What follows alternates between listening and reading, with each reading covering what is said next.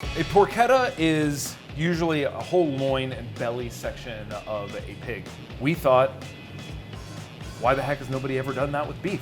So we're gonna give it a shot today, see how it goes. We've never seen this done ever, so we have no idea really what we're doing other than we've done a porchetta a bunch. I tried to find videos of this online, couldn't find any. Like, we're really just like trying something new. Our rib eye steaks are this section. Right here is our New York strip steaks. Underneath this fat is our tenderloin, 2 skirt steaks. Under that, a bavette and a flank steak. This whole section is the rest of the ribs. So what we're gonna try and do by doing with beef is take that same fatty outer layer of beef, wrap it around the ribeye and the New York strip, and what we think we're gonna get is like a really, really nice, tender, outer fatty layer of short ribs and a really, really nice, medium rare, beautiful ribeye and New York strip. Also worth mentioning is that a porchetta with pork, because pigs are so much smaller, is about half the size of this. Yeah. So that's why it's something that you can do. Beef usually isn't cut this way, so this is not the easiest thing to do. It's just gonna be getting the bones out and getting this thing rolled up. First thing to come off is gonna be all this fat. If you listen closely, you can hear it. We would also not normally cut like this. This is just so you can see everything. It is harder to do this way. This is for all those YouTube commenters saying that we don't know what we're doing. Yeah, turns out we don't. We have ribeye, short ribs, 2 skirts, flank, bavette, New York strip, tenderloin, sirloin, picanha, tri-tip, entraña. There are 11 steaks going into this one roast. Woohoo! A lot of these steaks cook at different temperatures, so how are we going to manage to cook them all properly? We're gonna cook this kind of low and slow for a little bit, because the main thing is getting these short ribs to get tender. The outer steaks, I think, like the flank, the skirt, are gonna be more well done, but that's okay. Brent, would you like to address the Biff commenters out there? The Biff commenters of the world? Why don't you make like a tree and get the hell out of here? Bones are out, tidy this up, figure out how the hell we're gonna roll this. In an ideal world, you would want this to just sit in salt for like a day. We ain't got that kind of time. The best part about the salting process is you will find every cut on your hands really quickly. The purpose of tying a roast is just so that it actually cooks evenly, so that everything is the same size. How long do you think we're gonna need timing-wise for this guy? I think we can do this in 6 hours. We're playing by Price is Right rules, right? Yep. Then I like to make mine 7.5. Let's season the outside. We're putting this in the smoker, but we ain't smoking it.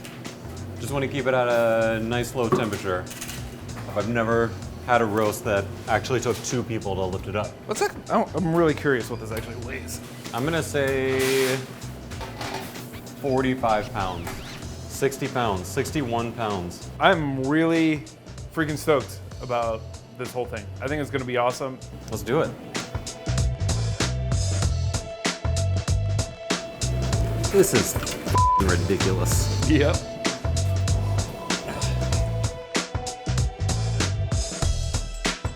Now we wait. To the computers! To solitaire! I really gotta get more sleep.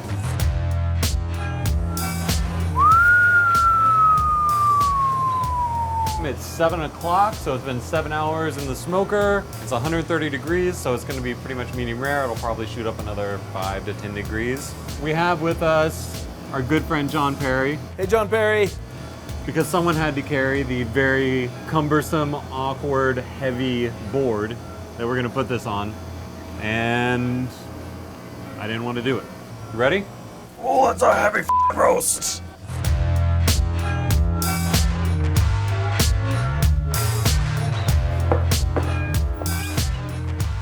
And scene. We definitely roasted it. It cooked. Should probably rest for about an hour, It temped at 130. which is a little more than medium rare, but I think with the carryover, I think medium is actually a good place to be with this, so that the short ribs actually got a little extra time. Yeah. So that they're a little bit more tender. We're not worried about the steaks being tender. Yeah. They're gonna be amazing either way. I think a good marriage is about compromise, and I think the loin, the short ribs, meeting in the middle. What else is a good marriage about? Yo. Okay. Now I'm really excited about that. I'm really excited about that. You're exercising a stupid amount of patience right now. Eat me, Brent. Eat me. I want to eat you. I do. Just do it. I do, buddy. Where do you think your favorite part's going to be on this? Call your shot. Call your shot. I think the best part is going to be this part of the ribeye, but I'm most excited about all of the steaks from the drop loin being wrapped around the New York strip, because I've never eaten that before. I'm really curious how the short rib exterior has been cooked and how far along it got compared to the ribeye right in the middle. What if it sucks? I don't think it will. Great, so let's give it an hour. Let's give it an hour.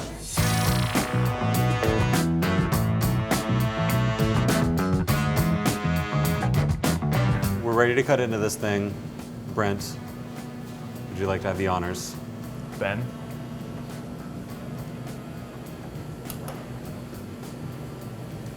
I would.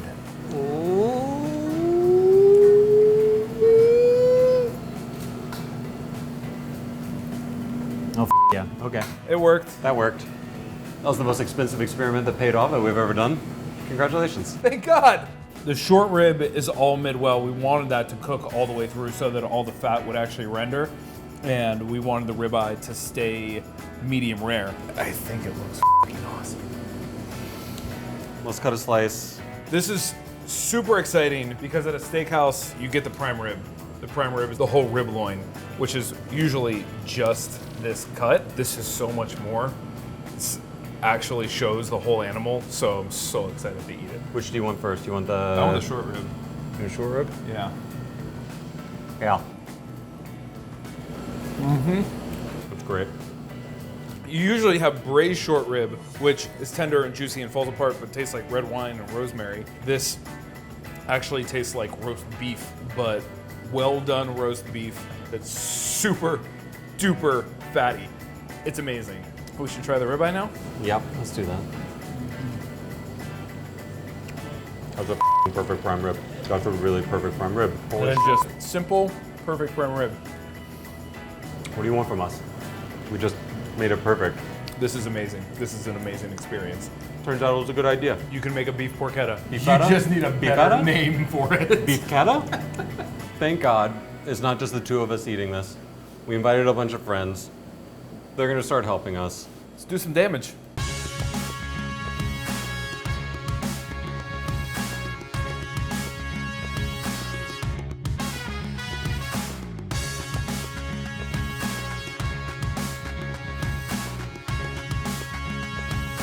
For more episodes like this, click here.